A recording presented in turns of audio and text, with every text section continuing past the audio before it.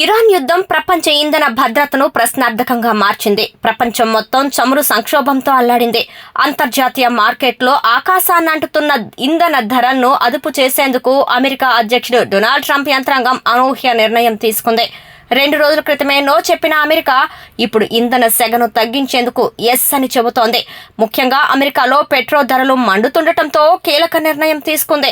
Russia చమురు, petroleum ఉత్పత్తుల విక్రయాలపై విధించిన ఆంక్షల నుంచి మరో 4 రోజుల పాటు మినహాయింపు ఇస్తూ ఉత్తర్వులు జారీ చేసింది. ఈ అనుమతి మే 16, 2026 వరకు అమల్లో ఉంటుంది. అంతర్జాతీయ మార్కెట్లో ఇంధన ధరల మంటను తగ్గించేందుకు, సరఫరా స్థిరంగా ఉంచేందుకు అమెరికా ఈ వెసులుబాటు కల్పించింది.